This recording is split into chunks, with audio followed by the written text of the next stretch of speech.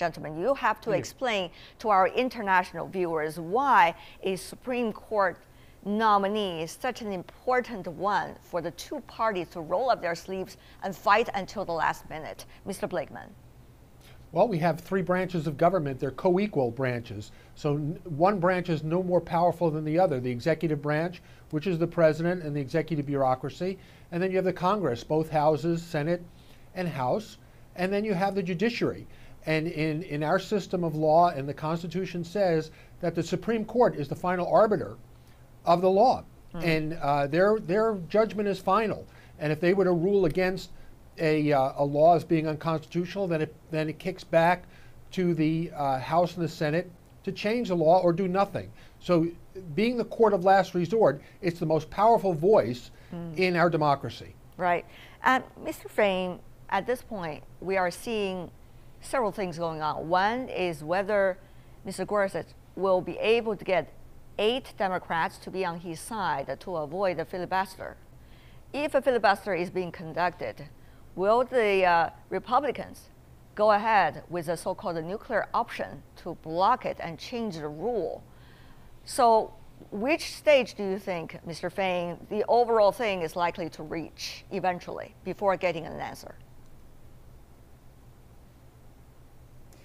Yeah, well, I do think that if there's not 60 votes, the Republicans, following the precedent set by Harry Reid, who lowered the 60 vote to 50+1 with regard to all other federal judgeships, will take place. But I want to amplify on what the previous statement was. The judicial branch was stated by our framers as the least dangerous because it lacks both the sword or the money, or the purse, if you will. It is not the most powerful branch. The executive branch is vastly more powerful. It now asserts the power to go to war on its own, to spy on American citizens on its own, the ability to play the prosecutor, judge, jury, executioner, to kill people on its own. So we don't want to overstate, the power of the judicial branch. Even when it came to Guantanamo Bay detainees, it was 8 years after the detentions began before the Supreme Court said anything about the detentions without due process. And so that's just put some kind of preface. The other thing I'd like to say is that there's nothing wrong with separation of powers blocking action. That's the whole purpose. You want a high element of consensus before the government can go forward. That's what separation of powers is about. To have conflict doesn't mean it's ugly. It means people have different viewpoints. Well, it depends on what kinds of conflict and what Supreme Court from the very beginning. Right. We have certainly John respect. Marshall was very controversial. We certainly have respect for your system, just as yours for us as well. But let me and go ahead by asking you about the degree of conflicts and degrees of disagreement, because over the years, Mr. Fein, if you are an advocate of the existing system, we see that it is almost impossible for, particularly in recent years, for a nominee to be able to get eventual approval or even to get to a vote if the party is not the one sitting in the White House plus the majority in the Senate.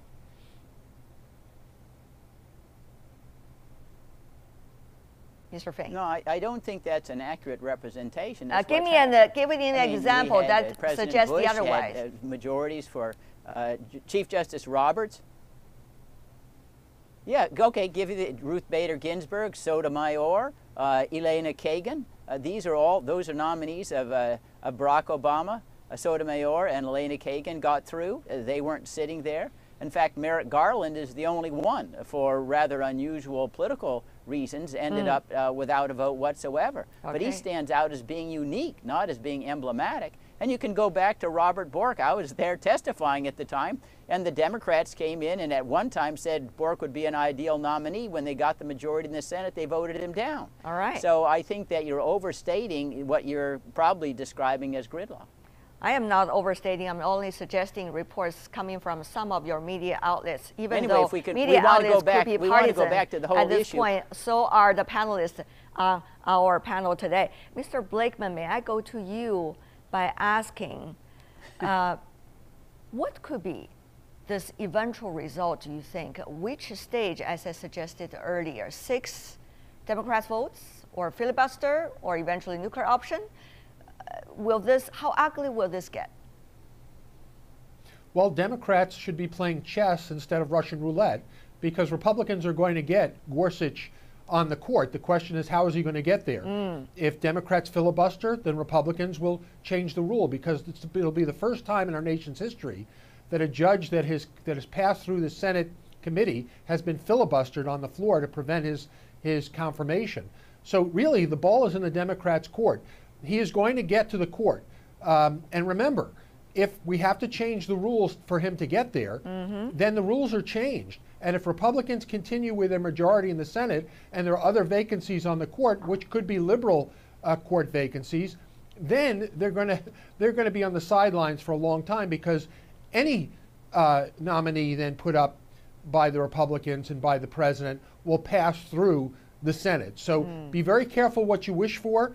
If I were them, I would exchange a conservative for a conservative and not have a rule change.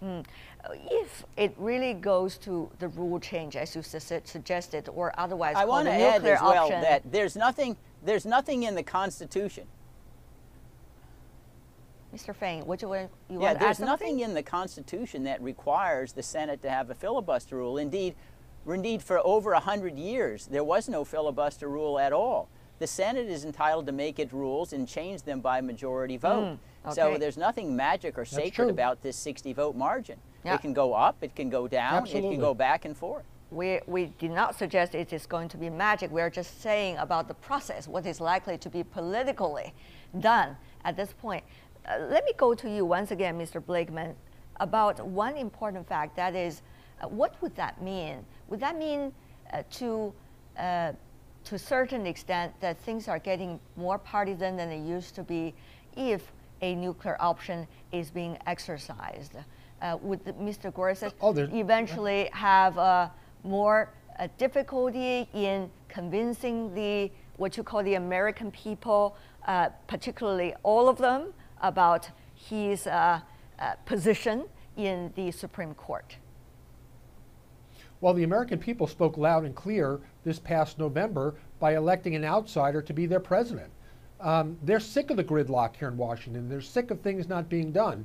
And there is no more partisan divide than we're seeing now with this court battle. So I think if the rules need to be changed because of the Democrats' intransigence, then I believe the American people are going to be still very upset at the gridlock in Washington.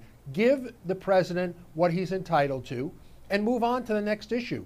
But if the Democrats force a change, then the change is going to be for the foreseeable future. Right. Mr. Fein, may I go to you by asking, earlier we've seen controversies about some of the nominees by the president for some key government positions. And this time, of course, about the Supreme Court judge. Of course, every time there could be conflicts when it comes to nominees. But the question is, if nuclear option is exercised, totally legal, but I'm just saying, would that mean another challenge to the president? Would that mean a precedence being set for the future of any Supreme Court nominee, particularly in a situation in which the White House is being occupied by the same party that is the majority of the Senate?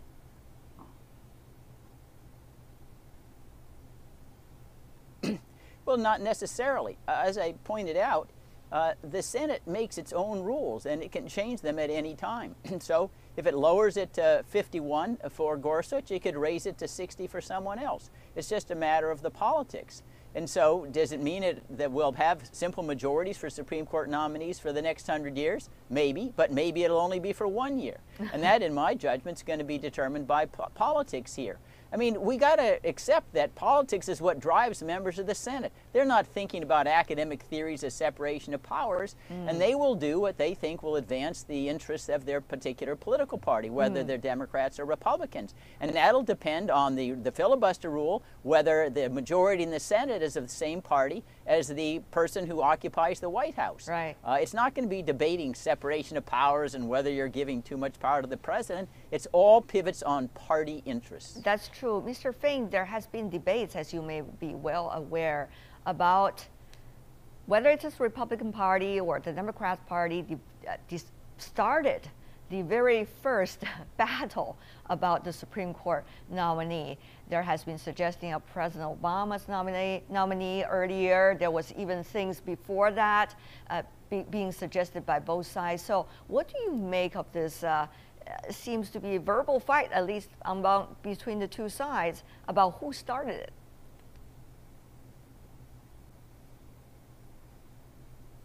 Well, I was maybe there present at the creation, if you will, of dispute with regard to Judge Bork's nomination, in 1986-87. Judge Bork was superbly qualified. He had more credentials than Judge Gorsuch. Indeed, then Chairman of the Judiciary Committee, Joe Biden, had recommended him.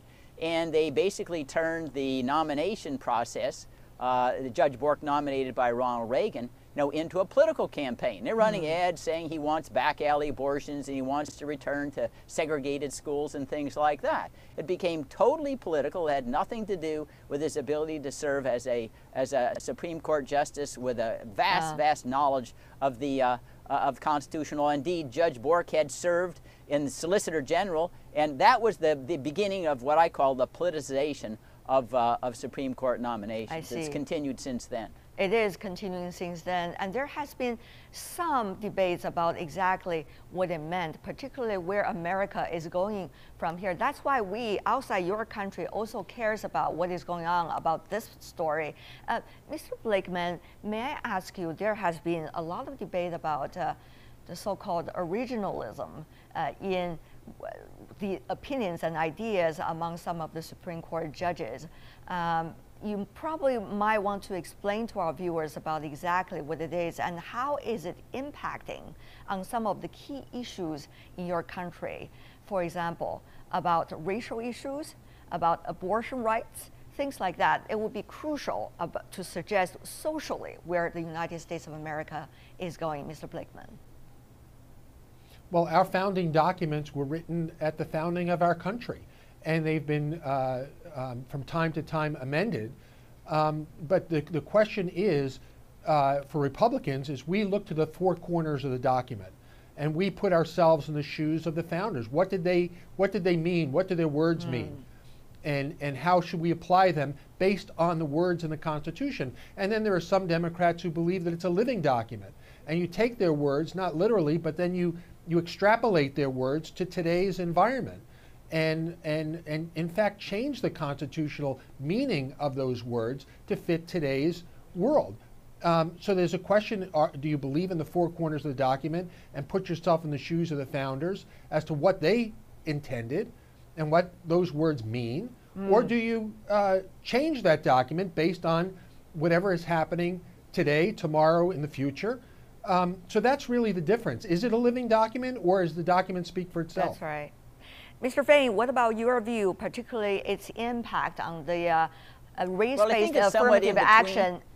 affirmative action, and also abortion rights and many of the issues related to it?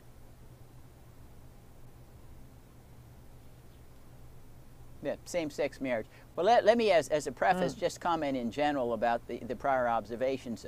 You know, the Constitution is not supposed to be like a petrified forest. It has a process of amending it if you think it's become antiquated. But we have to accept that there's some words written in 1787 or 1791 when the Bill of Rights were attached were very difficult to apply. For example, the Fourth Amendment protection of privacy, against unreasonable searches and seizures. Now, the drafters didn't conceive of cyberspace. They didn't conceive of wiretaps and electronic surveillance. And if you just look at the words seem irrelevant to those kinds of issues unless you move to 10 or 20,000 feet and think about philosophically what the purpose of privacy protection of citizens is. So it isn't so easy like an algorithm. You punch in the words in a dictionary and then you come out with the answer. It's more difficult, but at least that's the starting point, is the language, even if you have to diverge from it, because you could understand why the framers couldn't have conceived. For example, our war powers talk about armies and navies and not air forces and rockets. Right. So do we have no authority to create That's air true. forces and rockets? Well, of course we do, because you have to look at the underlying purpose.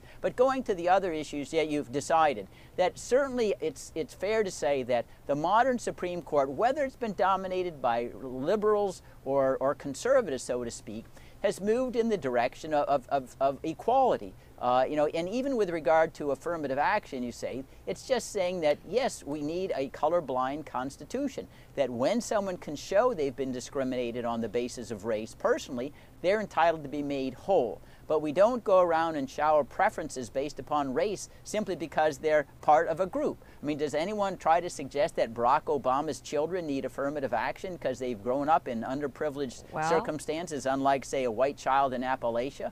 And so the purpose of the court's rulings is to just say, well, listen, everybody's got to be treated as an individual. If they can show they've been discriminated against, they get a remedy. But if they can't, then they should compete like anyone else. And the other issue, same-sex marriage, abortion rights, even though there have been a little bit of changes, the court, whether it's been Republican or Democrat, conservative or liberal, has come out very, very strongly in favor of what you'd call social equality with regard to marriage, the right to choose, and those sorts of things. And I don't see that changing with a Judge Gorsuch confirmation. Okay.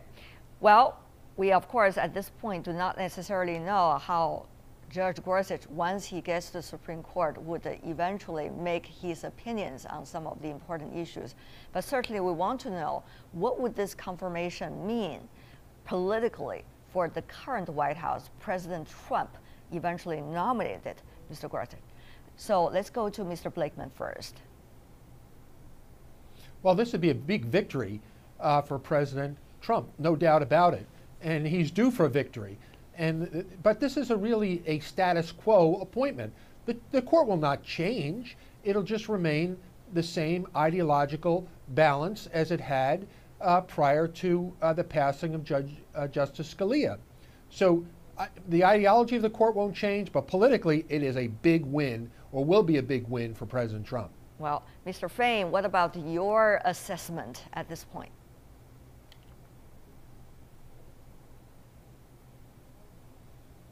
Well, I don't know, how much, we can call it, a political victory for President Trump, because it's the Senate that does the confirmation. He did nominate someone of the list that he promised he would to his constituents, but it's kind of pushing water downhill when you've got the majority in the branch that's got to confirm your nominee. It's not like he's able to exercise leverage, even to get to the 60-vote margin to prevent a filibuster. But I will also elaborate that, remember that any justice that comes to the court is bound by precedent. The court overrules cases very seldom, although it does from time to time. And so it isn't like that Judge Gorsuch is like a blank slate up there and he gets to choose whatever he wants to in trying to set new principles of constitutional law. And that's why you're only going to be able to see very, very narrow movements on the court with a single justice, whether there's any movement at all, because Gorsuch really was a disciple of Justice Scalia, not a mentor.